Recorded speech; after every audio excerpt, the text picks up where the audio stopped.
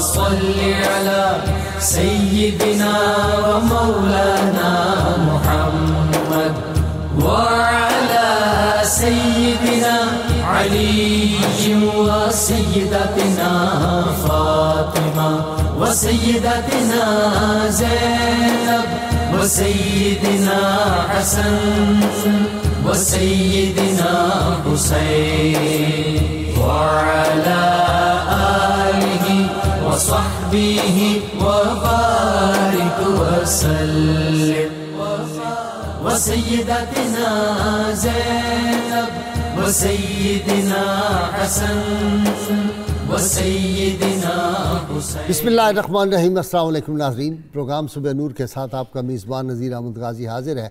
ناظرین کرام، حضرت ابو انیس محمد برکت علی صاحب رحمہ اللہ کی مشہور تالیف اسماء النبی الکریم صلی اللہ علیہ وآلہ وسلم سے ایک اسم مبارک پڑھنے کی سعادت حاصل کر رہا ہوں۔ سیدنا البہاء صلی اللہ علیہ وآلہ وسلم، ہمارے سردار معزز ترین ہستی، درود و سلام بھیجے اللہ آپ صلی اللہ علیہ وسلم، آپ کی آل پاک اور آپ کے صحابہ کرام پر۔ حضرت عبداللہ بن حشام رضی اللہ عنہ بیان کرتے ہیں کہ ایک مرتبہ حضور نبی کریم صلی اللہ علیہ وآلہ وسلم نے حضرت عمر بن خطاب رضی اللہ تعالی عنہ کا ہاتھ تھاما ہوا تھا۔ حضرت عمر رضی اللہ تعالی عنہ نے عرض کیا، یا رسول اللہ صلی اللہ علیہ وآلہ وسلم، آپ مجھے اپنی جان کے سوا ہر ایک چیز سے زیادہ محبوب ہیں۔ اس پر آپ صلی اللہ علیہ وآلہ وسلم نے فرمایا، نہیں، قسم ہے اس ذات کی جس کے قبضہ قدرت میں میری جان ہے، تم اس وقت تک مومن نہیں ہو سکتے جب تک میں تمہیں اپنی جان سے بھی محبوب تر نہ ہو جاؤں۔ سیدنا عمر رضی اللہ تعالیٰ عنہ نے عرض کیا، یا رسول اللہ، اللہ رب العزت کی قسم، اب آپ صلی اللہ علیہ وآلہ وسلم مجھے اپنی جان سے بھی زیادہ محبوب ہیں۔ تو رحمت کونین صلی اللہ علیہ وسلم نے فرمایا، اے عمر، اب تمہاری محبت کامل ہوئی ہے۔ ناظرین کرام، باب الاسلام سندھ کی سرزمین محبتوں کی سرزمین ہے، الفتوں کی سرزمین ہے، اور اس دھرتی کی خاک میں ایک تاثیر ہے کہ یہاں انکساری اور عجز جو ہے وہ مزاجوں میں پایا جاتا ہے۔ علامہ اقبال فرمایا کرتے تھے کہ مزاج آسمان سے اترتے ہیں، اور میرے ناقص خیال میں ذوق بھی جو ہیں وہی آسمان سے اترتے ہیں، اور رب تعالیٰ نے ہر علاقے کے لوگوں کے اذواق کے مطابق وہاں پہ جو ہستیاں ہیں دین اسلام کی تبلیغ کے لیے بھیجی۔ آج ہم جس آفتاب مہران کا ذکر کرنے کی سعادت حاصل کر رہے ہیں، ان کو اللہ تعالیٰ نے ایسی صلاحیتوں سے نوازا تھا، یہ عشق مجازی کے نشیب و فراز سے گزرتے ہوئے عشق حقیقی کی رفتوں تک کیسے پہنچے، اور کس طرح انہوں نے پھر کشتہ عشق رسول اور کشتہ عشق الہی یہ کس طرح بن گئے، وہ کیا حالات تھے، علم لدنی کس طرح حاصل ہوا۔ کیوں نہ ہوتا امام موسیٰ کاظم علیہ السلام کی اولاد پاک جو ہو، اگر اس کو علم لدنی حاصل ہی ہونا تو پھر کس کو حاصل ہونا تھا۔ اور سندھ کی سرزمین میں جو ایک دلوں میں قلوب میں انقلاب بپا کر دیا، اور لوگوں کو عشق الہی اور عشق مصطفیٰ صلی اللہ علیہ وسلم سے جو آشنا کر دیا، وہ ہستی آج ان کا ہم ذکر پاک کر رہے ہیں 17ویں 18ویں صدی میں۔ اور میں یہ عرض کر دوں کہ ایک طرف انکساری اور عز اپنی کمال پہ ہے، اور دوسری طرف وہ مردان حر والی تپش جو ہے وہ حق گوئی کی جو ہے وہ بھی صفت اللہ تعالیٰ نے ان کو بے پناہ عطا کی تھی۔ انگریزوں کا دور شروع ہوا تھا، مغلیوں کا زوال تھا، اس میں کس طرح لوگوں کی ذہن اور فکر کی آبیاری آپ نے کی ہے۔ اور دوسری طرف حضرت ہاشم ٹھٹوی رحمۃ اللہ علیہ، آپ کو معلوم ہے بہت بڑے صوفی اور بہت بڑے شریعت کے پابند تھے، انہوں نے اور بعض صوفیاء جو تھے انہوں نے اس پہ اعتراض بھی کیا۔ حضرت ہاشم ٹھٹوی رحمۃ اللہ علیہ ان سے ملنے کے لیے تشریف لائے ان کے ہاں، اور انہوں نے جلدی سے اپنے جو خادم تھے اور جو قوال تھے انہیں کہا کہ مزامیر سارے چھپا دو کہیں۔ وہ چھپا دیے، رکھ دیے۔ تھوڑی دیر بعد جب گفتگو جاری تھی تو مزامیر بجنے لگے خود بخود، اور حضرت پریشان ہو کے اٹھے، حضرت ہاشم ٹھٹوی اٹھے، ساتھ والے کمرے میں دیکھا کوئی آدمی نہیں ہے، مزامیر ان کے خود بخود بج رہے ہیں۔ جب ایک دفعہ علماء نے بہت زیادہ اس پہ اعتراض کیا سماع کے معاملے میں، تو آپ نے کہا بھائی ایک بات میں آپ سے پوچھوں، اگر کوئی درخت ہو اور وہ درخت جو ہے لگا ہوا ہو اور اس کو پانی صاف میسر نہ آئے، تو اگر کسی جوہر کا پانی مل جائے جو اتنا شفاف نہ ہو تو اس کو دینا چاہیے تاکہ وہ درخت جو ہے وہ خشک ہونے سے بچ جائے۔ سب علماء نے کہا ہاں جی بالکل چاہیے۔ کہا بس میری مثال بھی یہی سمجھ لو، یہ جو عشق الہی کا پودا میرے اندر ہے، کبھی کبھی اس کو ضرورت پڑ جاتی ہے جوہر کے پانی کی بھی، اس لیے میں یہ جو سما ہے وہ سنتا ہوں۔ ناظرین کرام، آج شاہ عبداللطیف بھٹائی رحمۃ اللہ علیہ کے حوالے سے گفتگو کرنے کی میری علمی بزم میں میرے ساتھ شریک گفتگو لاہور اسٹوڈیو سے ڈاکٹر معین نظامی صاحب ہیں، ان کے ساتھ جناب ڈاکٹر طاہر امیر تنولی، اور کراچی اسٹوڈیو سے مجھے جوائن کر رہے ہیں ڈاکٹر سید وقاص ہاشمی صاحب میرے ساتھ ہیں آج۔ یہ تینوں اہل علم، تینوں ہی ڈاکٹر، بہت صاحب مقام لوگ ہیں۔ میں ابتدا کر رہا ہوں ڈاکٹر معین نظامی صاحب سے۔ جی ڈاکٹر صاحب، آفتاب مہران بڑا اچھا لفظ لگتا ہے۔ جی بہت خوبصورت، بہت خوبصورت، یعنی اس کی تابانی اور اس کے ذوق کی درخشانی اب تک محسوس ہو رہی ہے جی دلوں میں۔ کاظمی سادات کے خانوادے سے تعلق ہے، آباء و اجداد حجاز مقدس سے ہرات میں جو موجودہ افغانستان میں ہے وہاں تشریف لائے۔ تیموریوں کی حکومت، امیر تیمور اور ان کی اولاد، تو انہوں نے ہمیشہ اس خاندان کو بہت اہمیت دی اور عزت و اکرام دیا۔ وہاں سے جب زوال ہوا تیموریوں کا تو ایک گھرانہ سندھ میں آ گیا، حالہ میں۔ حالہ وہ جگہ ہے جہاں حضرت شیخ شہاب الدین عمر سہروردی رحمۃ اللہ علیہ کے خلیفہ کا مزار ہے، مخدوم نوح کا۔ ٹھیک ہے، یہ مخدوم صاحب جو منسٹر تھے جی، ایک زمانے امین میں، فہیم ان کے بڑے اور امین ان کے فہیم والد حضرت طالب المولا، یہ دونوں عظیم شاعر بھی ہیں سندھی کے۔ اچھا جی ہاں، سندھ کا یہ بڑا کمال ہے جی۔ تو سادات کا یہ گھرانہ جب سندھ میں آیا تو پورے جنوبی ایشیا نے ہمیشہ رسول کریم صلی اللہ علیہ وآلہ وسلم کی اولاد کو سر آنکھوں پہ بھی بٹھایا اور دل میں بھی جگہ دی۔ سبحان اللہ۔ بہت یہاں عزت اور اکرام اس گھرانے کا ہوا۔ ہم اس سے پہلے کئی دفعہ گفتگو کر چکے ہیں کہ بہت پرانے وقتوں میں اہل بیت کے گھرانے سے ایک نسبت خاص سندھ کو تھی۔ ٹھیک۔ سندھ کی ایک محترمہ زوجہ تھیں حضرت امام زین العابدین کی۔ ہاں سبحان جی ہاں۔ اللہ سبحان اللہ۔ اور اس کے بعد ہم کئی دفعہ پروگراموں میں ذکر کرتے ہیں جو بزرگ مدفون ہیں نواح کراچی میں، حضرت شاہ عبداللہ غازی رضی اللہ تعالیٰ عنہ۔ تو یہ وہ پس منظر ہے کہ سندھ میں بہت ہی زیادہ عربوں کا تعلق بھی رہا۔ آپ کے والد ماجد کا اسم گرامی ہے سید حبیب شاہ، اور اس شاخ میں اوپر جا کر 3-4 پشتیں اوپر ایک بہت عظیم الشان بزرگ اور سندھی کے بہت بڑے شاعر ہوئے ہیں، حضرت شاہ کریم بلڑی والا کے نام سے وہ مشہور اور معروف ہیں، وہ آپ کے اجداد میں سے ہیں۔ تو اس سے اندازہ ہوا کہ خاندان میں علم کی، عرفان کی، ذوق کی اور شعر کی ایک روایت خاص چلی آ رہی تھی۔ ٹھیک۔ نسبت ویسے بنیادی طور پہ تو فاروقی تھے آپ، جی، لیکن نقشبندی، قادری، چشتی، سہروردی اور ویسی نسبت بھی آپ کو حاصل تھی۔ جی بالکل۔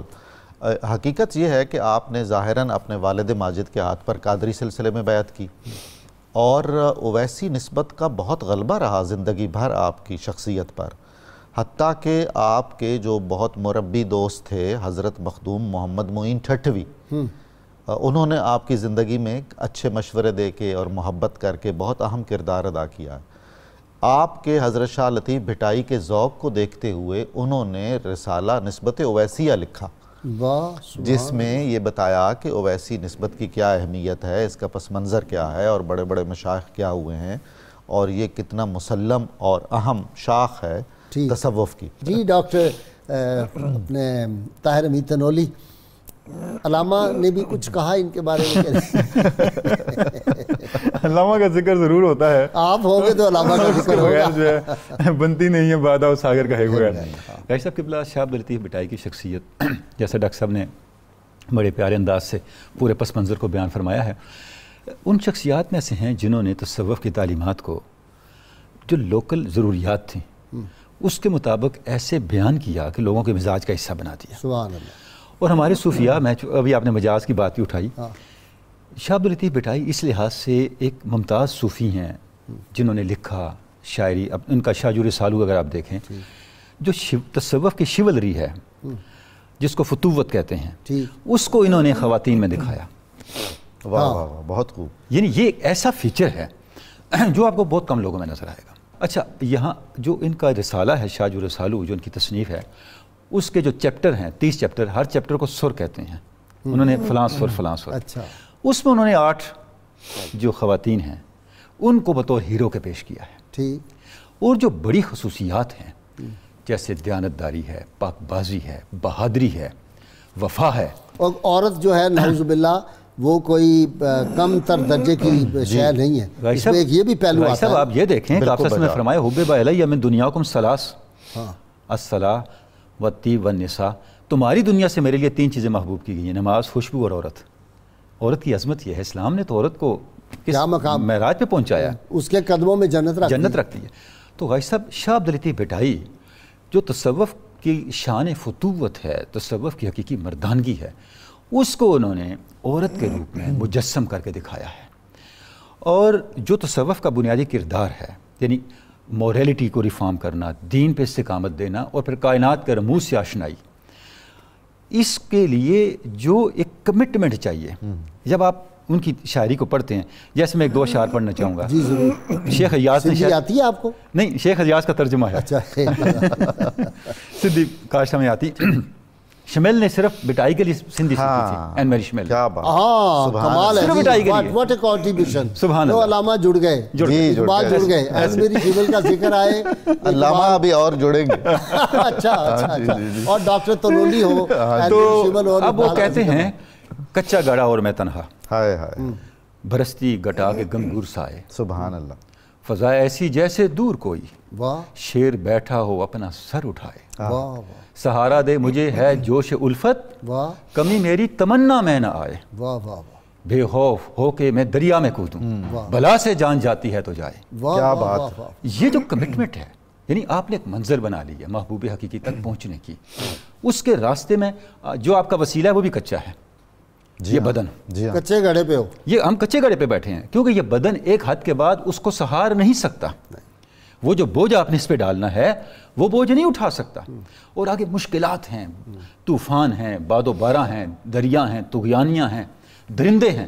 جیسے سیف الملوک کا سفر میں ہمیں نظر آتا ہے تو وہ کہتے ہیں اس میں مجھے ایک منزل پہ کون چیز لے کے جائے گی؟ وچے بیڑے، وچے چیڑے، وچے ونج موہانے ہوں، سب کچھ ہے. وہ مجھے میری کمٹمنٹ لے کے جائے گی، میرا یقین لے کے جائے گا. تو یہ ایک ایسا جذبہ پیدا کرتے ہیں بٹائی اپنے فالوور کے اندر، اپنے قاری کے اندر. اسی لیے آپ کو سندھ کا مولانا روم بھی کہا جاتا ہے. اچھا، سندھ کا مولانا روم آگے جی اقبال سے اب لنک بن رہا ہے آہستہ آہستہ. سندھ کے مولانا روم عبداللطیف بٹائی ہیں. لو جی اب مولانا روم کی بات آ گئی ہے، ایک اور سید زادے کو پکڑیں. جناب ڈاکٹر صاحب السلام علیکم. ڈاکٹر وقاص صاحب. وعلیکم السلام ورحمۃ اللہ وبرکاتہ. جی ہاشمی صاحب، عشق الہی اور عشق مصطفیٰ صلی اللہ علیہ وسلم کا ایک گلشن آباد کر دیا ہے اپنی تعلیمات کے ذریعے شاہ عبداللطیف بٹائی نے. اور کیسے انقلاب برپا کیا جی ایک درویش نے ایک ٹیلے پہ بیٹھ کے. شاہ بھٹ شاہ کا مطلب یہ ہے کہ شاہ بٹائی کا ٹیلا. جی جی بسم اللہ الرحمن الرحیم. اللہم صلی وسلم وبارک علی سیدنا و مولانا محمد وعلی آلہ وآل بیتہ اجمعین. حضرت شاہ عبداللطیف بھٹائی رحمۃ اللہ تعالیٰ علیہ کے والد گرامی جناب سید حبیب شاہ، اور اوپر جیسے نظامی صاحب نے پورا شجرہ شریف بیان کیا کہ حضرت امام موسیٰ کاظم علیہ السلام کی اولادوں میں سے ہیں، کاظمی سید ہیں. سید حبیب شاہ رحمۃ اللہ تعالیٰ علیہ کے متعلق مورخ فرماتے ہیں کہ کم و بیش یک کے بعد دیگر 3 شادیاں کیں، اولاد نہیں ہوئی. اچھا. تو اپنے ایک بہت ہی اچھے دوست اور ایک ولی کامل جن کا نام عبداللطیف تھا، ان سے اپنی پریشانی بیان کی کہ اولاد نرینہ کے لیے دعا کرتا ہوں، آپ سے گزارش ہے کہ آپ اولاد نرینہ کے لیے دعا کیجئے. ٹھیک. تو جناب عبداللطیف صاحب نے فرمایا کہ بھائی ایسا ہے کہ دعا تو ہم کریں گے، اگر تم اپنے ہونے والے بیٹے کا نام میرے نام پر رکھو، یعنی عبداللطیف ہی رکھو، ٹھیک، تو میں کہتا ہوں کہ تمہارے یہاں بیٹا ہوگا انشاءاللہ. چنانچہ حضرت سید حبیب شاہ نے ان سے وعدہ کر لیا کہ بھائی ٹھیک ہے، اگر میرے یہاں بیٹا ہوگا تو میں آپ کے نام پہ اس کا نام رکھوں گا. تو چنانچہ انہوں نے دعا کی اور پھر یہ حضرت سیدنا عبداللطیف شاہ بھٹائی رحمۃ اللہ تعالیٰ علیہ کی ولادت ہوئی. اور وہ جو عبداللطیف ہیں وہ آپ جانتے ہیں کہ امام بری سرکار جو پنڈی میں مدفون ہے، ان کا نام عبداللطیف ہے. صحیح. یہ انہی کے نام پر یہ نام رکھا گیا ہے. وہ بھی کاظمی سید ہیں, وہ بھی کاظمی ہیں. جی وہ بھی کاظمی ہیں, جی وہ بھی سید ہیں. جی جی. تو اب یہاں سے ہم یہ دیکھتے ہیں کہ ایک تو نسبی طور پر بھی عشق مصطفیٰ صلی اللہ علیہ وسلم, سادات کے خاندان ظاہر عشق مصطفیٰ بانٹنے والے یہی لوگ ہیں, اور پھر نسبی اعتبار سے ہونے کے بعد ہم ان کے والد کو اور اس کے اوپر جو خاندان چلا رہا ہے ان سب کو ہم دیکھتے ہیں کہ یہ سارے کے سارے عشق مصطفیٰ صلی اللہ علیہ وسلم کی دولت کو تقسیم کر رہے ہیں. چنانچہ جب شاہ عبداللطیف بھٹائی رحمۃ اللہ تعالیٰ علیہ کو مدرسے میں بھیجا گیا تو استاد صاحب جو تھے نور محمد صاحب, ان سے لفظ الف پڑھا. الف پڑھنے کے بعد جو ہے استاد صاحب نے کہا بیٹا بے پڑھو, تو فرمایا بس میرا سبق پورا ہو گیا, بس الف کے آگے میں نے سبق نہیں پڑھنا ہے. تو باوجود کوشش کے استاد نور محمد صاحب جو بڑے معروف اور مشہور استاد تھے, ان سے الف سے آگے سبق نہیں پڑھا. صحیح. باقی مورخ کہتے ہیں کہ پھر ان کے والد گرامی سید حبیب شاہ نے ان کی تعلیم مکمل کی, اور کیونکہ بچپن سے ہی ایک کیفیت میں تھے, ایک جذب کی کیفیت آپ کے اوپر تھی, اور پھر جب آپ اپنے کہنا چاہیے کہ چرخ عشق و محبت پر چمکنے اور دمکنے لگے, تو پھر آپ نے کچھ فاصلے پر یہ جو ان کا علاقہ ہے حالہ, مٹیاری کا جو تحصیل ہے, مٹیاری کی تحصیل ہے حالہ, تو وہاں سے کچھ فاصلے پر علاقہ ہے بھٹ. اصل میں مٹی کے ایک ٹیلے کو سندھی زبان میں بھٹ کہتے ہیں. بھٹ. تو اس جگہ پر آپ اس جگہ پہ بیٹھ کر کے آپ وہ رسالہ لکھا کرتے تھے, شاہ جو رسالو جسے ابھی انہوں نے فرمایا. شاعری آپ صحیح بات ہے کہ سندھی زبان, سندھی زبان کا ایک حسین و جمیل مرقع ہے, اس قدر حسین ہے کہ غازی صاحب اگر آپ نے کہا نا کہ آپ کو سندھی نہیں آتی, لیکن اس کے باوجود میں آپ کو یہ گزارش کروں گا کبھی بیٹھ کے کسی سندھی سے کہیں وہ پڑھ کے سنائے, واللہ باللہ سندھی سمجھ میں آئے نہ آئے, آپ کے بدن کے رونگٹے کھڑے ہو جائیں گے. عشق مصطفیٰ صلی اللہ علیہ وسلم ایسے سرائیت کرنا. مجاز سے حقیقت. جی ہاں غازی صاحب, جو مجازی محبت ہے اس کی بہت بے پناہ اہمیت اور حیثیت ہے نفسیات انسان میں, اخلاقیات انسان میں. اکابر صوفیہ میں سے ایک پورا مکتب ہے جو اس پروسیس سے گزر کے واصل باللہ ہوئے ہیں, یعنی مصنوع سے ہوتے ہوئے ثانی تک پہنچنا. ایگزیکٹلی ہے نا, بالکل, تخلیق سے خالق تک پہنچے. تخلیق سے خالق, اور تخلیق میں بھی خالق کے جلوے نظر آتے ہیں یقیناً. حضرت شیخ اوحد الدین کرمانی, امام احمد غزالی جو حجت الاسلام کے بھائی ہیں, جو پوشمند مجذوب تھے. جی بالکل. اور حضرت شیخ احمد جام جن کے ایک شعر پر وصال ہوا حضرت قطب الدین بختیار کاکی کا, مشتگان خنجر تسلیم را ہر زمان غیب جان دیگر. آج تو بالکل ہی تہرانی لے جائے.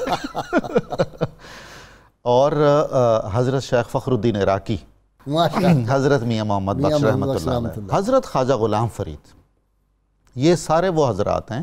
اور حضرت شاہ حسین سبحان اللہ سبحان اللہ, حضرت مولانا جلال الدین رومی, یہ تمام وہ بڑے لوگ ہیں جو اس رستے سے گزر کے اپنی منزل تک اس پروسیس سے گزر کے.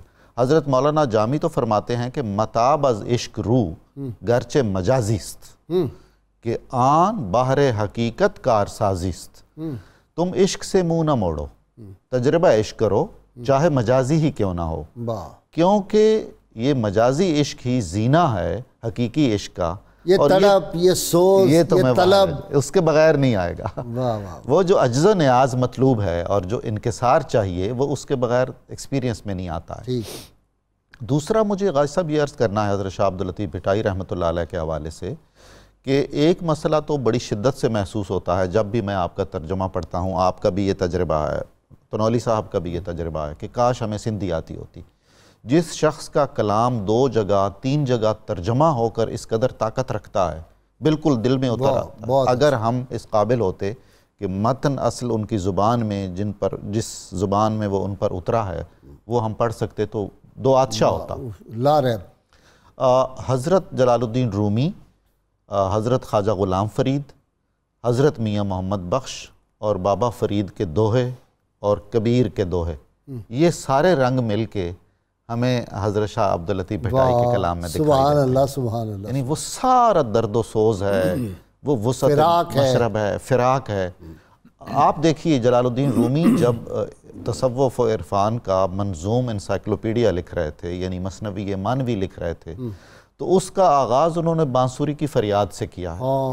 وہ شعر پڑھ دے ذرا، جی ہاں، بشنو از نئے چون حکایت می کنت وز جدائی ہا شکایت می کنت۔ تو روح انسانی کی جدائی ہے جو اپنے مبدأ اصلی سے کٹ کے آواز دوست کو مختار مسعود مرحوم نے یہیں سے شروع کیا ہے۔ کیا کتاب لکھی ہے مختار؟ سبحان اللہ جی، کیا بات ہے جی، بڑا آدمی تھا، بہت اچھا۔ تو حضرت شاہ عبداللطیف بھٹائی ہمیشہ ہاریوں سے، کسانوں سے اور مچھیروں سے بہت زیادہ آتے جاتے رہے، ملتے رہے ان سے۔ آپ کے کلام میں ملیر کا نام حضور اتنی محبت سے آتا ہے اور اتنی کثرت سے آتا ہے، سبحان اللہ سبحان اللہ۔ ملیر کا اتنا ذکر ہے شاہ رسالو میں جس طرح دیوان حضرت جلال الدین رومی میں تبریز کا ذکر ہے۔ اور آپ نے بعین ہی وہی نعتیہ غزل چنی جس کا مجھے ذکر کرنا تھا۔ ایک تو آپ کی جو کشفی معاملات بڑے گڑبڑ جی ڈاکٹر صاحب آپ کی ذرا نوازی نہیں ایسا آپ کا کرم ہے، آپ بڑوں کی جی غازی صاحب بالکل جس طرح ڈاکٹر صاحب ارشاد فرما رہے ہیں کہ وہ جو سفر ہے حقیقت تک پہنچنے کا اور روحانی اقدار کا اور سماجی مسائل، حضرت بھٹائی نے دونوں کو باہیں ملا کے لوگوں کے سامنے رکھ دیا۔ تو جب مجاز سے حقیقت کا ذکر ہو رہا تھا تو مجھے سیف الملوک کا ایک شعر بار بار ذہن میں آ رہا تھا، اجازت میں ضرور پڑھنا چاہوں گا۔ میاں صاحب فرماتے ہیں کہ رات دن وچ عبادت ریا شہزادہ کھلوتا، عشق مجازوں ہویا حقیقی ہر میلوں دل توتا۔ سبحان اللہ سبحان اللہ۔ یہ سفر ہے مجاز سے حقیقی کا۔ سبحان اللہ سبحان اللہ۔ فی الاصل مجاز ایک بٹی ہے، جب آپ اس میں ڈال دیتے ہیں اپنے قلب کو، کٹھالی ہے، کٹھالی ہے، اس میں ڈال دیتے ہیں تو وہ ہر میل اس سے نکل جاتا ہے اور پھر وہ حقیقت کا اہل ہو جاتا ہے۔ تو میاں صاحب یہ فرما رہے ہیں۔ اچھا، اب یہ جو بھٹائی کے یہاں میں نظر آتا ہے یہی چیز ہے کہ آپ کس طرح سے مجاز سے گزر کے حقیقت پہ جاتے ہیں۔ ان کے پھر شیخ ایاز کے ایک دو اشعار میں پڑھنا چاہوں گا، فرماتے ہیں کہ گڑھا ٹوٹا تو یہ آواز آئی، گڑھا ٹوٹا تو یہ آواز آئی، نہیں دونوں میں اب کوئی جدائی۔ سبحان اللہ سبحان اللہ۔ شکست جسم خاکی سے پیدا، رباب روح کی نغمہ سرائی، سبحان اللہ سبحان اللہ۔ وصال قربت یار پہ قرباں، ثواب زہد و رسم پارسائی، سبحان اللہ سبحان اللہ۔ یعنی کہہ رہے ہیں کہ یہ جو کچا گھڑا ہے جس کو ہم پال پال کے رکھتے ہیں اور ساری زندگی اس پہ فدا کر دیتے ہیں، جب یہ ٹوٹتا ہے اس سے جو آواز بلند ہوتی ہے وہ فی الاصل روح کا نغمہ ہے، وہ رباب روح کی صدا ہے۔ سبحان اللہ، وہ آپ کو حقیقت کے قرب میں لے جاتا ہے۔ اچھا، اب جب آپ سماجی مسائل کو دیکھتے ہیں تو اب اپنی کتاب میں ایسے رسالوں میں لکھتے ہیں حضرت بھٹائی کہ جو سندھ ہے یہ کشتی ہے اور جو زمانے کے حالات ہیں یہ سمندر ہے، اور سندھ کے بڑے لوگ اس کے ملاح ہیں، ملاحوں ہوشیار رہنا، واہ واہ، کہیں یہ کشتی ڈوب نہ جائے، کیا بات ہے، اس میں چور نہ آ جائیں، اس میں لٹیرے نہ آ جائیں۔ تو کیسی حکمت ہے جی، کیسی حکمت ہے۔ جیسے ڈاکٹر صاحب نے فرمایا ملاحوں کا بہت ذکر انہوں نے کیا، کشتی کا بھی بہت ذکر کرتے ہیں، بہت ذکر کرتے ہیں۔ تو اب یہ جو ایک شعور ہے، یعنی انہوں نے جہاں اخلاقی اقدار کو اور عورت کی مقام و منصب اور عظمت اور تقدس مآبی اور پاکیزگی اور عفت کو بیان کیا، جہاں روحانیت کے معاملات کو بیان کیا، وہاں سماجی مسائل کو بھی ہائی لائٹ کیا۔ اچھا، اہل علم کہتے ہیں کہ جس طرح دریائے سندھ کا جو ہے نا ظرف بہت ہے، سمندری ہے چھوٹا سا، آپ نے دیکھا کتنا اس کا ظرف ہے، تو کہتے ہیں کہ اس کے اثرات بھی ہیں، دریائے سندھ کے اثرات وسعت ہے طبیعتوں میں، مزاجوں میں، بھی بہت ہے، ذہنوں میں، یہ بھی کمال ہے۔ جی تو یہ جو ہے ایک مقام اور منصب ہے حضرت بھٹائی کا کہ انہوں نے لوکل زبان کے اندر ان تمام مشکل ترین معاملات کو، ان تمام مشکل ترین منزلوں کو، روحانیت کی منزلوں کو، ارتقاء کی منزلوں کو ایسے حسین انداز سے بیان کر دیا، اس میں تاریخ بھی آ گئی، سفر کے مراحل بھی آ گئے، اس پہ استقامت کا جذبہ بھی آ گیا، اور ایک جو سماجی شعور ہے اس کی بیداری بھی آ گئی۔ یہ جو اچھا 8 بڑی خواتین ہیں جن کا ذکر ہمیں ملتا ہے، اس لیے 8 شہزادیوں کا شاعر بھی آپ کو کہا جاتا ہے، تو 8 ملکاؤں کا شاعر بھی کہا جاتا ہے، شہزادیوں کا شاعر، ملکاؤں کا شاعر، ملکاؤں کا شاعر، 8 پوئٹ آف 8 کوئنز۔ اچھا، اس کے پیچھے ہر ایک کے پیچھے کہانی ہے، ایک تاریخ ہے، وہ پوری جو تاریخ ہے اس تاریخ سے وہ استعارہ لیتے ہوئے، اس کو میٹافوریکلی استعمال کرتے ہوئے وہ جو حقیقت ہے اس کو بیان کرتے ہیں۔ اور جی شاہ صاحب کی طرف جاتے ہیں، جی ہاشمی صاحب آپ کی طرف آ رہا ہوں۔ پھر وہی انقلاب بپا کر دیا جی، اور آج تک وہ ان اثرات سے نکل نہیں سکتے اللہ کے فضل سے لوگ، اور یہ اثرات ہیں جو سندھ کی سرزمین میں ابھی بھی کالا اور کالا رسول کی جو صدائیں بلند ہو رہی ہیں، اور یہ ختم نہیں ہو سکتی۔ اس میں کوئی شک نہیں ہے، اور یہ جو تعلیم ہے یا یہ جو پیغام محبت ہے، اگر ہم ذرا گہری نظر سے دیکھیں یا سرسری نظر سے بھی دیکھیں تو مسلم شریف کی ایک حدیث میرے ذہن میں اس وقت آ رہی ہے کہ حضرت انس رضی اللہ تعالی عنہ نے ایک مرتبہ اپنے شاگردوں سے فرمایا کہ میں گویا آج بھی رسول پاک صلی اللہ تعالیٰ علیہ وآلہ وسلم کو دیکھ رہا ہوں۔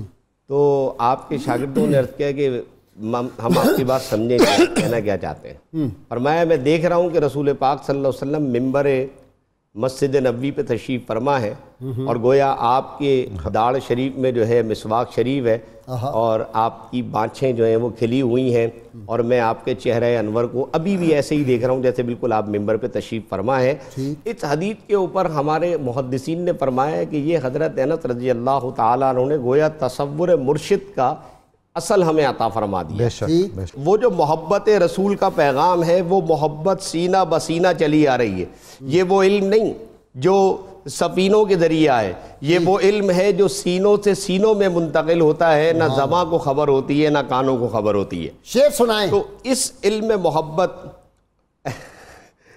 یہ وہ علم نہیں جو سفینوں سے آتا ہے، یہ وہ علم ہے جو سینوں سے سینوں میں منتقل ہوتا ہے، نہ زباں کو خبر ہوتی ہے نہ کانوں کو خبر ہوتی ہے۔ طیبہ سے منگائی جاتی ہے، سینوں میں چھپائی جاتی ہے، توحید کی میں ساغر سے نہیں نظروں سے پلائی جاتی ہے۔ واہ سبحان اللہ، کیا بات ہے آپ کی۔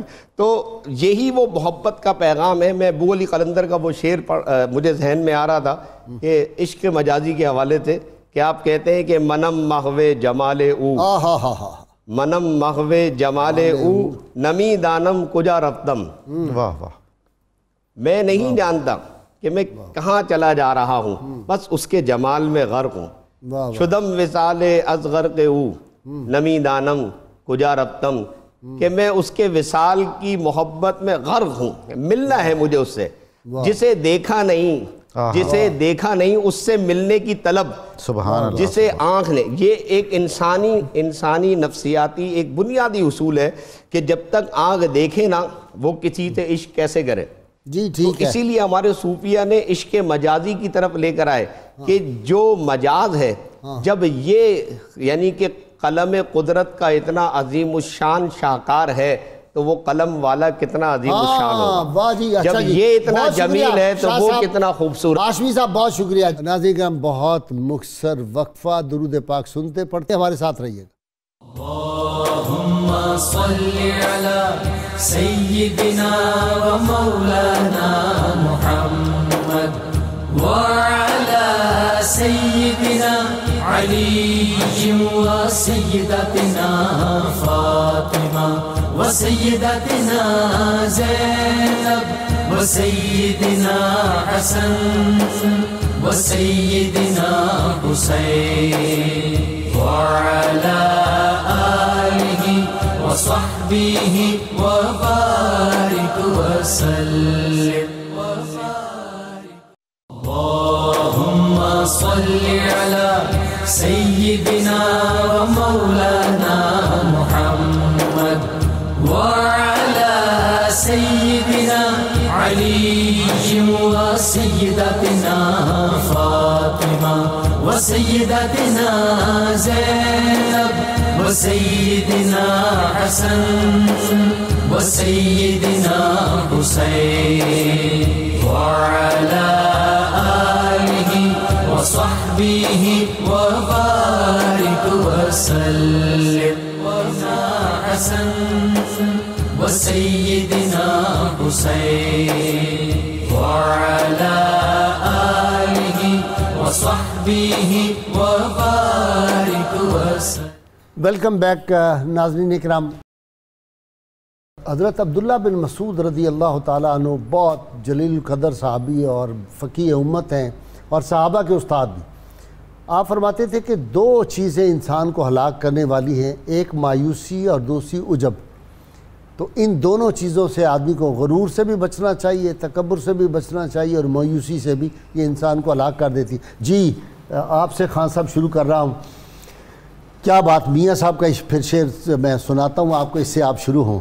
میاں صاحب فرماتے ہیں عارف کھڑی، رحمت تیری عام خدایا تے باہر انت حسابوں، پنجابی میں انت کا مطلب آپ سمجھ سکتے ہیں۔ رحمت تیری عام خدایا تے باہر انت حسابوں، سب پیدائش نکے وڈے منگن ہار جنابوں۔ واہ واہ سبحان ہر کوئی اس جناب سے مانگ رہا ہے۔ بسم اللہ الرحمن الرحیم۔ بہت شکریہ محترم غازی صاحب۔ جے ویکھاں اپنے عملاں والے کچھ نہیں میرے پلے، واہ، جے ویکھاں رب دی رحمت والے بلے بلے بلے۔ سبحان اللہ۔ قرآن و سنت کی روشنی میں ہم اپنے ناظرین پر یہ واضح کر دیں کہ امید ایمان ہے، نا امیدی کفر ہے۔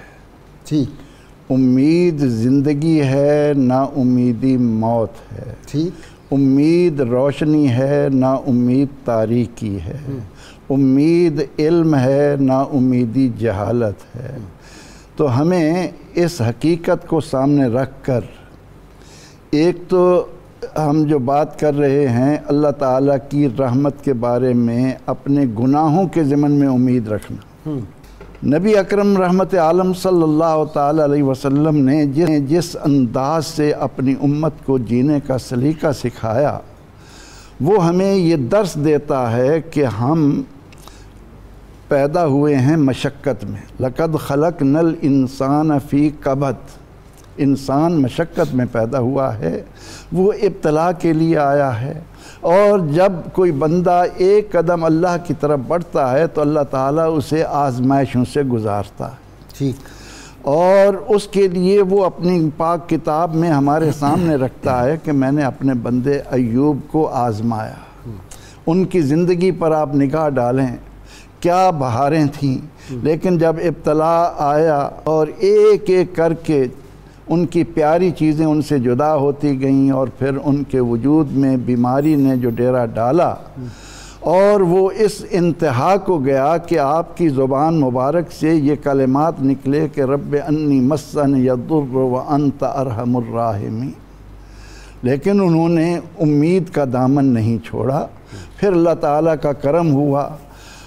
علماء لکھتے ہیں کہ ایک تو حضرت یعقوب علیہ السلام نے یہ فرمایا تھا کہ انہو لا ییأس من رحمتہ الا الکافرون، من روح اللہ الا الکافرون، کہ اللہ کی رحمت سے صرف کافر ہی نا امید ہوتے ہیں۔ ٹھیک، ایمان والے کو رب تعالیٰ کی رحمت سے نا امید نہیں ہونا چاہیے۔ امام غزالی رحمۃ اللہ علیہ لکھتے ہیں کہ ایک مرتبہ اللہ رب العزت نے سیدنا حضرت یعقوب علیہ السلام سے فرمایا کہ اے یعقوب، جانتے ہو ہم نے تمہیں اتنی لمبی آزمائش میں کیوں ڈالا؟ عرض کی پروردگار عالمین کس لیے؟ فرمایا کہ جب تم یوسف کو اپنے بھائیوں کے ساتھ بھیج رہے تھے تو اس وقت تم نے بھیڑیے کے خوف کو سامنے رکھا، میرا خوف سامنے نہیں رکھا۔ اللہ، اور اس وقت تم نے ہائے ہائے ہائے، اپنے بیٹوں سے امید رکھی، مجھ سے امید نہیں رکھی، اس لیے میں نے تمہیں اتنی بڑی آزمائش سے گزارا۔ اور حضرت یعقوب علیہ السلام کا رو رو کر آنکھوں سے محروم ہونا، اور پھر جب انہوں نے نا امیدی کی طرف توجہ نہیں کی، امید رکھی اس اللہ حال سے، میں بھی، تو پھر وہ وقت آیا کہ انی لأجد ریح یوسف، کہ مجھے میرے یوسف کی خوشبو آ رہی ہے۔ جی پروفیسر صاحب، عملہ والے لنگ لنگ جاندے، آج میاں صاحب ہی یاد آ رہے ہیں صبح سے، عملہ والے لنگ لنگ جاندے تے کون چڑھاوے مینوں، سبحان اللہ، پار چڑھاں جے رحمت تیری ہاتھ پھڑاوے مینوں۔ سبحان اللہ، سبحان اللہ، کیا بات۔ اچیاں مہراں والے سائیاں، رب کریم نوازا، اپنے فضل کرم تھیں کھولی رحمت دا دروازہ، اور پچھلی راتی رحمت رب دی کرے بلند آوازہ، بخشش منگن والیاں کارن کھلا ہے دروازہ۔ کھلا ہے دروازہ، کھلا ہے دروازہ۔ وہ تو اتنا کھلا ہے کہ میں یہاں پر حافظ ابن کثیر اپنی تفسیر ابن کثیر میں ایک واقعہ لائے ہیں کہ جب اللہ رب العالمین نے شیطان مردود کو اپنی بارگاہ سے راندہ درگاہ کیا تو اس نے اللہ کے حضور میں ایک درخواست پیش کی.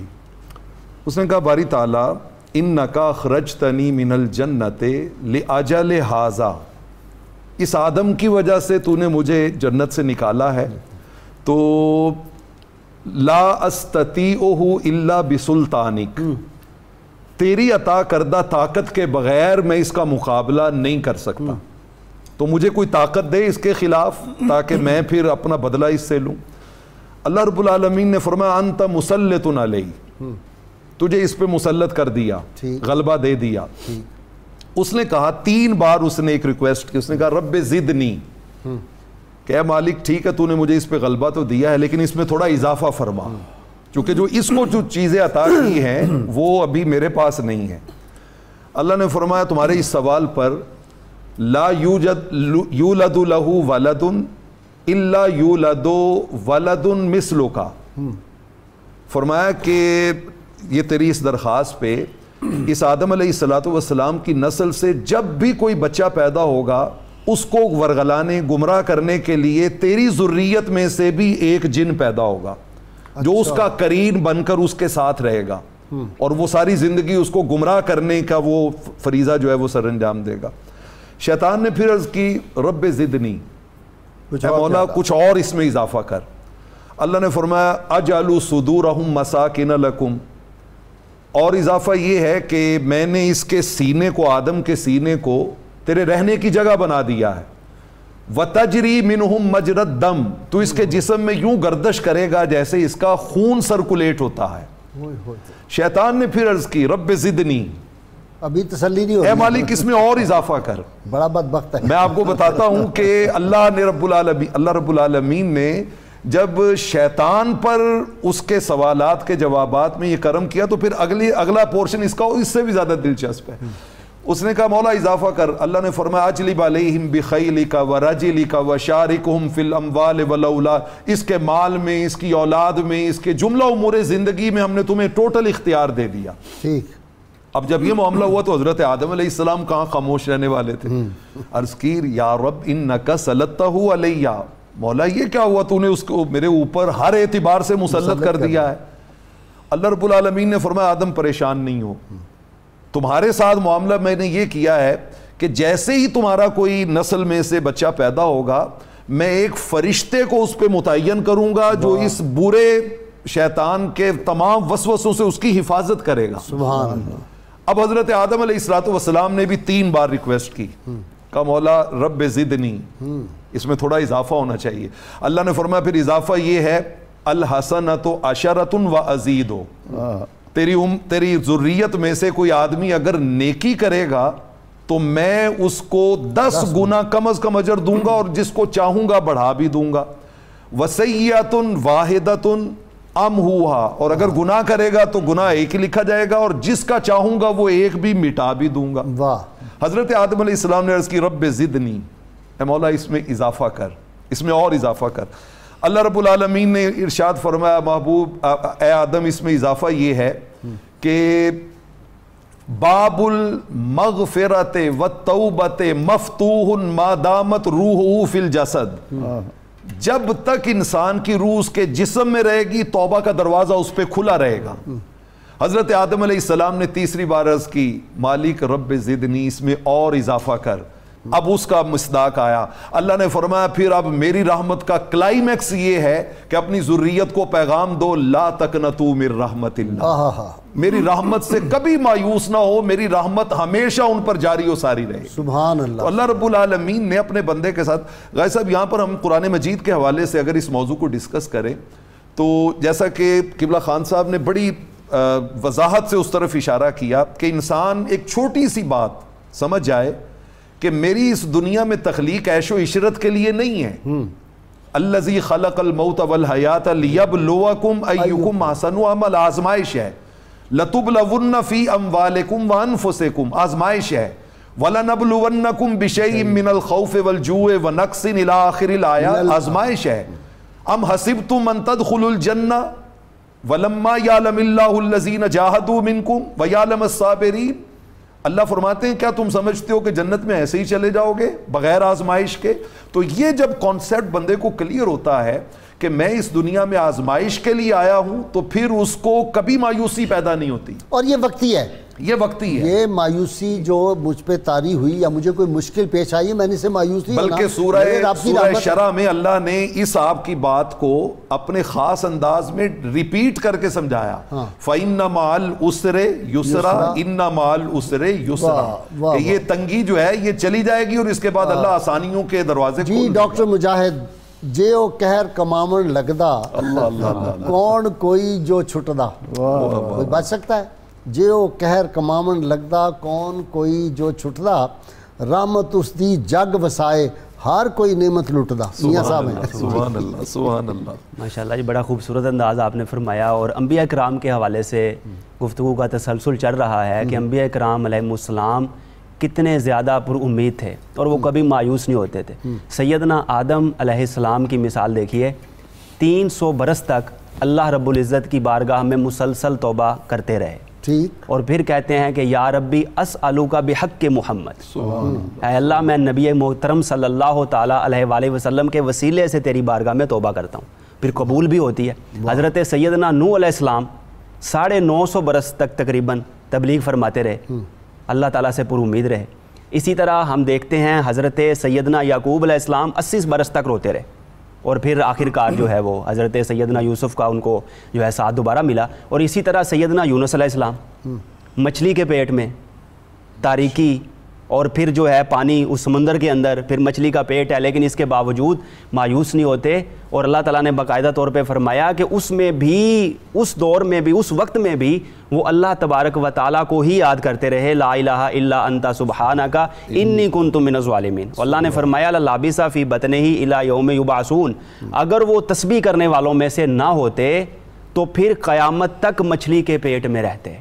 تو یعنی دیکھیے نبی کی برکت بھی یہاں سے نظر آ رہی ہے کہ ظاہر ہے مچھلی بھی مٹنے والی ہے, لیکن جس مچھلی کے ساتھ نبی کو نسبت ہو جائے وہ مچھلی بھی جو ہے وہ اللہ تعالیٰ نے فرمایا کہ قیامت تک رہتی ہے. اس کو بھی تو نبی کا جسم پھر نعوذ باللہ جو کہا جاتا ہے کیسے مٹ سکتا ہے, تو وہ تو اللہ تعالیٰ ان کو سلامت رکھتا ہے. تو عرض کرنے کا مقصد یہ ہے کہ تمام انبیاء کرام علیہ السلام نے ہمیں امید سکھائی. اور جیسا کہ آپ اللہ تعالیٰ کی رحمت کا تذکرہ فرما رہے تھے, ایک طرف دیکھیے اللہ تعالیٰ کی رحمت کی وسعت ہے اور وہ مسبب الاسباب ہے. اس نے ہمیں اتنے زیادہ اسباب پیدا کر دیے, اتنے زیادہ اسباب ہم پہنچا دیے, تو جو انسان خوش عقیدہ ہے اس کو تو بالکل مایوس ہونے کی ضرورت ہی نہیں ہے. ہمارے پاس تو اللہ تعالیٰ کی رحمت بھی ہے, نبی رحمت صلی اللہ تعالیٰ علیہ وآلہ وسلم کا وسیلہ بھی ہے, صحابہ کرام کی زوات بھی ہیں, اہل بیت اعظام کی زوات بھی ہیں, اولیاء اعظام بھی ہیں, مومنین صالحین بھی ہیں. اتنے زیادہ لوگ ہماری مدد کرنے کے لیے ہیں جو اللہ تعالیٰ نے اسباب ہم کو دے دیے. مایوس انسان جی بالکل, مایوس انسان کب ہوتا ہے, جی آخری جملہ عرض کر رہا ہوں, مایوس انسان تب ہوتا ہے جب وہ کسی ایک نعمت پر فوکس کر لیتا, بس یہی سب کچھ ہے اور باقی نعمتوں کو دیکھتا نہیں, تو تب مایوس ہوتا ہے. اس کے لیے نعمت ہے یا زحمت ہے. جی اللہ کی نعمتوں کو محدود نہیں سمجھنا چاہیے, اس کی وسعت پر نظر رکھنی چاہیے. بچے کو نہیں پتا, وہ تو آگ کا کوئلہ جو ہے اس کو پکڑ رہا ہے. ہاں, انسان کے حق میں کیا بہتر ہے کیا نہیں, اللہ بہتر جانتا ہے. رب کو پتا ہے کہ اس کے بندے کے لیے کیا بہتر ہے. بالکل. جی خان صاحب, میاں صاحب, رحمت تھی نا امید نہ ہوسا, رحمت تھی نہ امید نہ ہوسا, نال گناہ پریا, بریائیاں دی حد نہ کیتی, پلا نہیں کوئی سریا. اللہ اس کے جواب میں مولانا رومی رحمۃ اللہ علیہ کی بات عرض کروں گا کہ موسیٰ علیہ السلام نے ایک گڈریے کو دیکھا کہ وہ بیٹھا ہوا ہے اور اپنی موج میں کہہ رہا ہے کہ اے میرے پروردگار تو میرے پاس ہوتا, میں تیرے سر میں تیل لگاتا, تیرے پاؤں دباتا, دودھ پلاتا بکریوں کا. موسیٰ علیہ السلام گزرے, وہ اللہ کے کلیم تھے اور اللہ تعالیٰ کی شان سے متعلق بات سن کر گوارا نہ ہوا کہ خاموش رہیں. اسے کہا کہ تو نے یہ کیا کفریہ کلمات کہہ دیے, تو اسلام سے خارج ہو گیا. اب اس نے جب یہ سنا کہ اوہو میں مارا گیا, میں تو برباد ہو گیا, بھاگا جنگل کی طرف.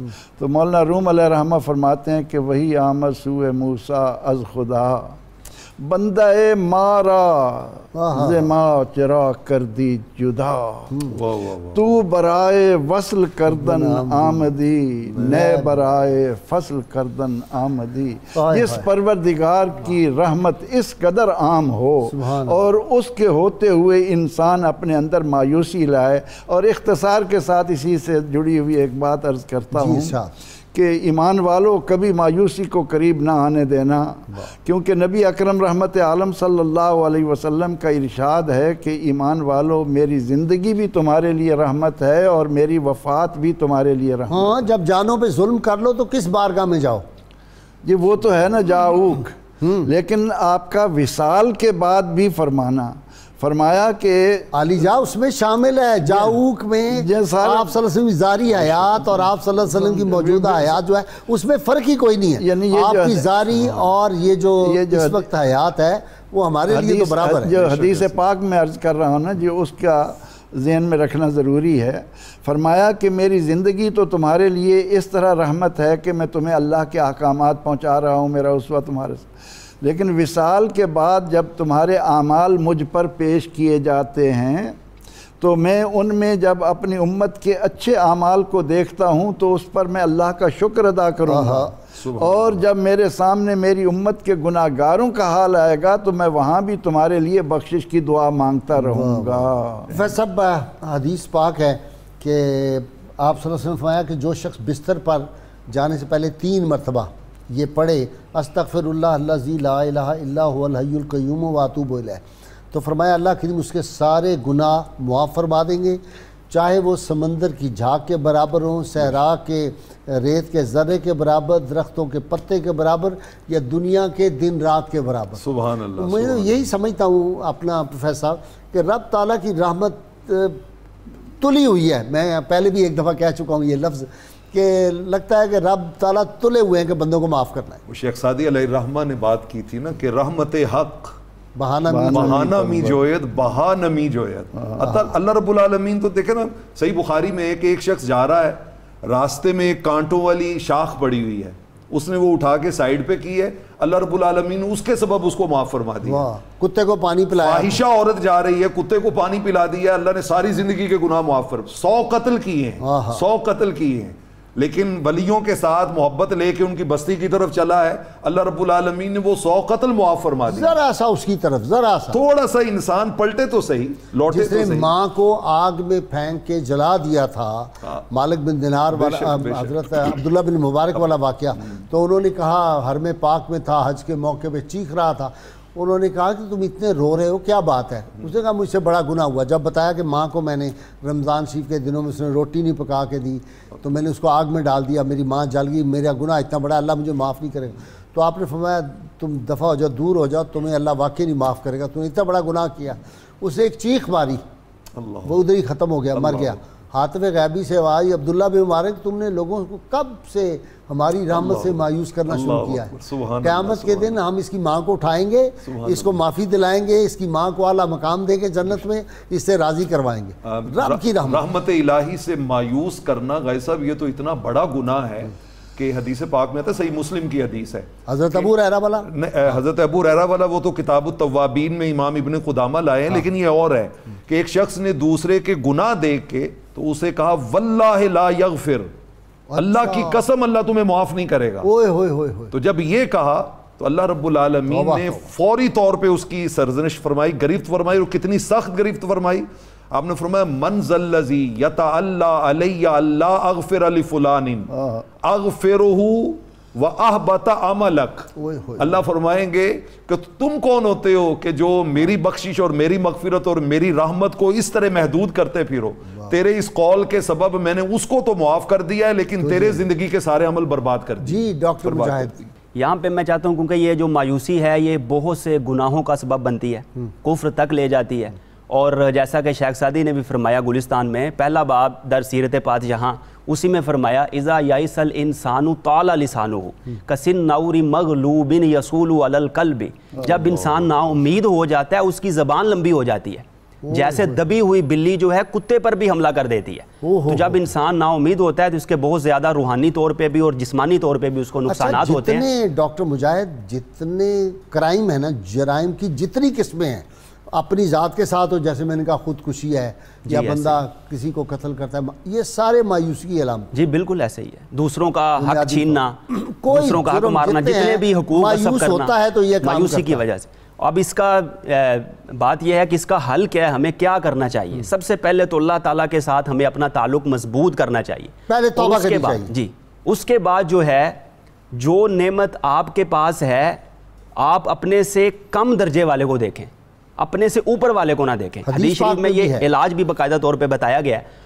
اور جو نیک اعمال کے اعتبار سے اپنے سے اوپر والے کو دیکھیں. جی بالکل. دنیاوی معاملات میں دنیاوی باقاعدہ حدیث میں یہ قید بھی لگائی گئی ہے مال میں اور باقی جو معاملات ہیں دنیاوی اعتبار سے اس میں آپ جو ہے اپنے سے نیچے والے کو دیکھیں اور باقی جو جس طرح آپ نے فرمایا اپنے سے اوپر والے کو دیکھیں. اور جو ناممکن کی خواہشات ہیں، ناممکن اشیاء کی، ان کو اپنے دل سے نکال دیں اور پھر وقت سے پہلے حاصل کرنے کی تمنا نہ کریں. اللہ تعالیٰ کو پتہ ہے کہ کب کس کو کتنا عطا کرنا ہے. اے رضا، ہر کام کا ایک وقت ہے، دل کو بھی آرام ہو ہی جائے گا.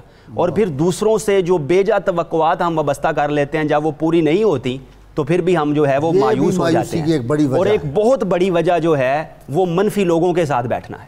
تو منفی لوگوں کی صحبت چھوڑ کر مثبت جو لوگ ہیں، پازیٹیو پیپل ہیں، ان کے ساتھ ہمیں بیٹھنا چاہیے تو ہم مایوسی سے نکل جائیں گے. اور دوسرا قرآن کریم میں بھی ایک اس کا علاج بتایا گیا. اگر ہم سورۃ المعارج کا مطالعہ کریں تو آیت نمبر 19 سے لے کر آیت نمبر 34 تک پہلے بتایا گیا ہے کہ انسان کی اس میں رذائل کیا ہیں، جیسے بے صبرہ ہے، حریص ہے، اور اس کے علاوہ گھبرانے والا ہے. اور اس کے بعد بتایا گیا کہ اس سے نکلنا کیسے ہے. وہ کچھ خصائص بتائے گئے ہیں جن کا آغاز بھی نماز کی پابندی سے ہو رہا ہے اور اختتام بھی نماز کی پابندی سے ہو رہا ہے. کہ کہا گیا ہے کہ اگر ایسے معاملات آ جائیں، مشکل اوقات آ جائیں تو اللہ تعالیٰ کے حضور جھکو. 8 چیزیں بتائی گئیں جس میں پہلی بھی نماز ہے اور آخری بھی نماز ہے. تو اس لیے مفسرین نے فرمایا کہ پہلی نماز سے مراد فرض نماز ہے اور جو آخر میں پھر دوبارہ کہا اس سے نفل مراد ہے. بہت شکریہ جی آپ کا، خان صاحب آپ کا بھی شکریہ، مجاہد آپ کا بھی. ناظرین کرام، کتاب الشفاء سے آگ کے جلے ہوئے شخص کے لیے نسخہ ہے. اگر کوئی شخص آگ میں جل جائے تو سورۃ الانبیاء کی آیت نمبر 69 اول و آخر درود پاک کے ساتھ پڑھ کر دم کیا جائے، انشاءاللہ بہت جلد آرام آ جائے گا. سیدنا علی المرتضیٰ شیر خدا فاتح خیبر ارشاد فرماتے ہیں جنت کی نعمتوں میں سے وہی شخص فائدہ اٹھائے گا جو مصیبتوں پر صبر کرے گا اور اللہ کی رحمت پر امید رکھے گا. ناظرین کرام، اللہ کے علم سے دعا ہے اللہ تعالی ہمیں حضور رحمت کونین صلی اللہ علیہ وسلم کی غیر مشروط محبت اور لا محدود وفاداری نصیب فرمائے. یہ جوہر ایمان ہے. اللہم صلی علی سیدنا و مولانا محمد وعلى سيدنا علي وسيدتنا فاطمة وسيدتنا زينب وسيدنا حسن وسيدنا حسين وعلى آله وصحبه وبارك وسلم.